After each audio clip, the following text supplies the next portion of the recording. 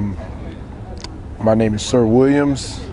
I'm 39 years old, and I'm here in Richmond, Virginia at Kanawha Plaza, participating in the Occupy Richmond movement.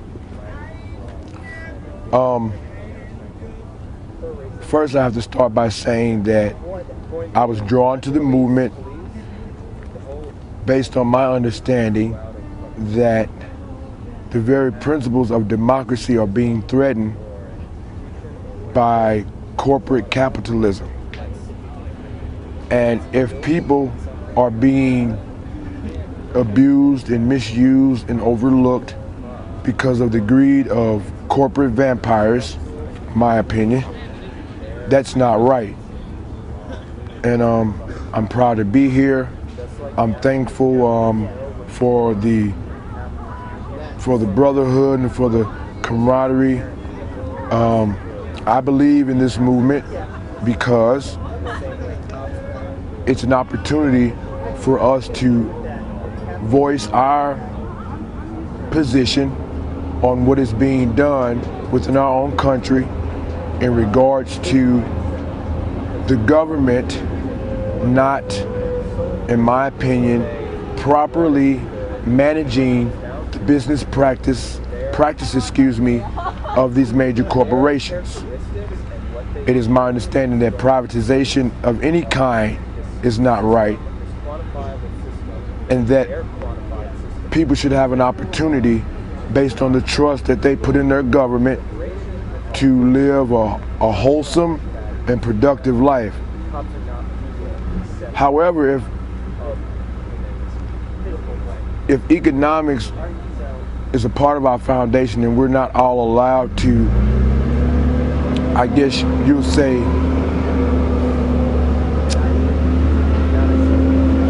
be given the proper opportunity to make a decent living and to provide for ourselves, then I mean it's kind of hard. I've been homeless since I've been here for 4 years, and I've been an occupant. It's ironic, I've been an occupant of Kanawha Plaza for like about 3 of those years. And it was just a matter of me walking across the park once the movement established itself here. I'm proud to be a part of this because this is a historical moment that the people of America have decided to challenge the ideology of our government. Oh, it's the ball. I'm not looking for any quick results because I know that this is a process, and through our diligent work and our diligent practice of the principles that are guiding the movement, that change eventually will occur. Because this is my understanding that this occupation is occurring all over the globe. It's a global movement. People are tired and frustrated of people with wealth attempting to dictate to those who don't have wealth how, where, when, and why, the how, when, and why of our lives. Let me say it like that.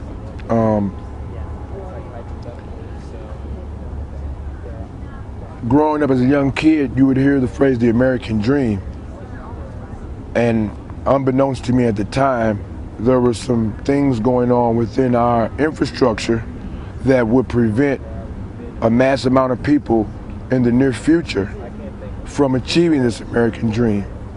I've often wondered what would happen if our government developed or devised a plan to distribute the wealth equally. I don't see anything wrong with distributing wealth equally. I know that it can happen because we're all competent. I would like to think that all humans are competent individuals who seek the well-being of other human beings. Now, of course, with this situation with the corporate CEOs and those who are attempting to monopolize and privatize certain areas of our society. Obviously, this is not occurring because we wouldn't have this situation if it was. But there are other models throughout history where the equal distribution of wealth has been working. My father, who was a career military man, used to sit down and talk to me about people like Fidel Castro. And although he may not be a popular figure here in America to some Americans,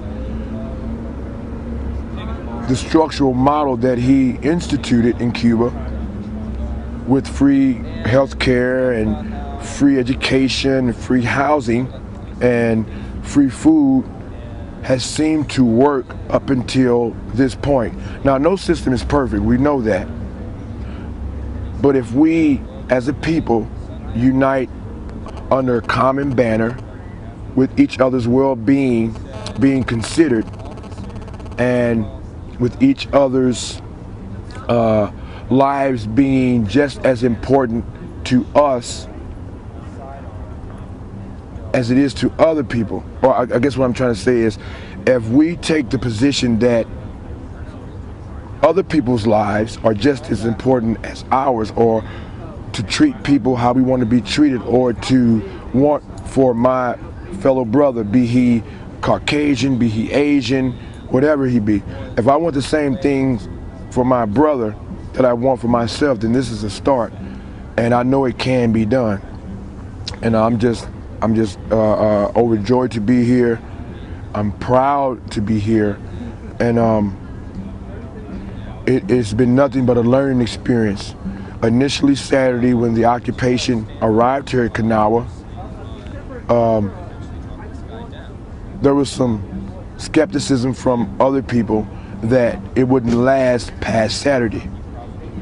Based on that fact alone and other reasons, I immediately decided that this occupation was the right thing for me at this particular time because of my father's background in the military and because of his academic achievements. He always instilled in me the necessity to be well informed, to embrace achieving a good education, and to seek peaceable relations with other people. That installation of those principles have brought me here for such a time as this. And I thank God for my father. He's dead now. I thank God for him, that he took the time to prepare me as an individual to be an asset to the human race as opposed to a liability. What can I say about Occupy Richmond? It's more than a political stance. It's more than an economic stance. This is about people coming together to achieve a common goal that benefits all of us. Coupled with the fact that we are occupying Richmond, Virginia, the former capital of the Confederacy. So we have, in a sense, because of the homogeneic mix of people, that's just a fancy word meaning different people, because of this different group of people, we have defeated those old demons that the Confederacy sought to uphold. So not only are we challenging our government to improve its managing of its economic structure and its political structure, but we have also challenged any type of thought about division between race and gender, because we have people from all walks of life.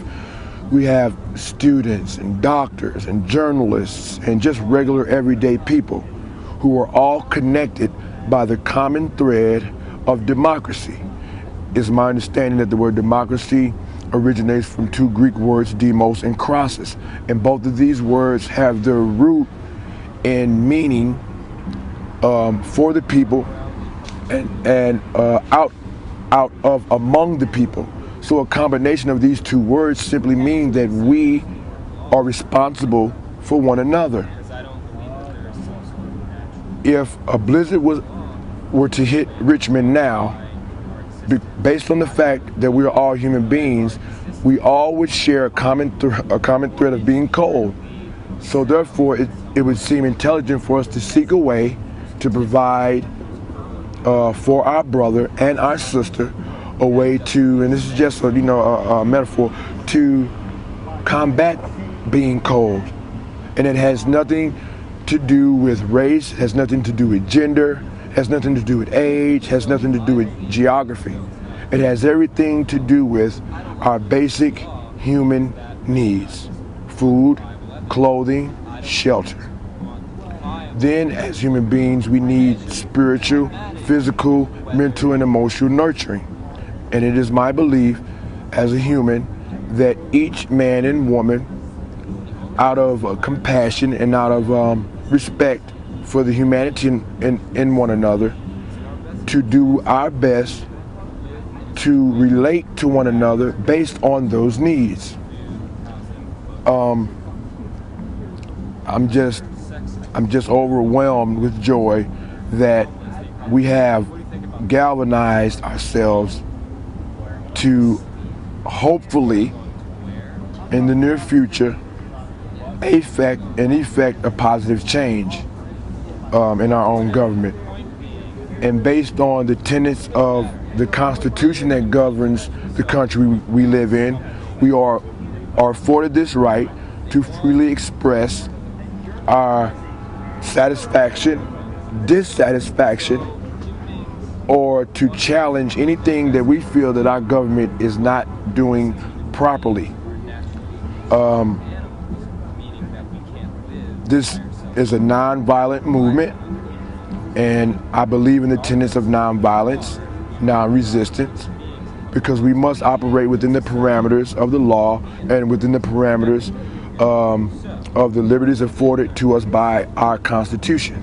As long as we do that and maintain peaceable relations with the government and city and state officials, I believe that this movement will gain more and more momentum. It is my understanding that there are Occupy movements in England, Spain, that this movement is not only global, but it is engulfing the entire spectrum of human living and human understanding. We are all tied together by humanity, and that's the beauty of being a human. Because I can go to China, and although I see an individual who may look different than me, I know that he is subject to the same struggles and trials as I am, irregardless of the fact that he lives millions and millions of miles away. I believe that as different individuals, we need to focus more on our similarities than our differences, and this is how we get things done. This is how we achieve things as a people together based on our common relation as human beings. We are located in the financial district of Richmond to directly affect and directly challenge the very reason why this Occupy movement started, is to convince and persuade through facts, relevant information, and truth that the people of America are dissatisfied with the way our government is handling this economic situation.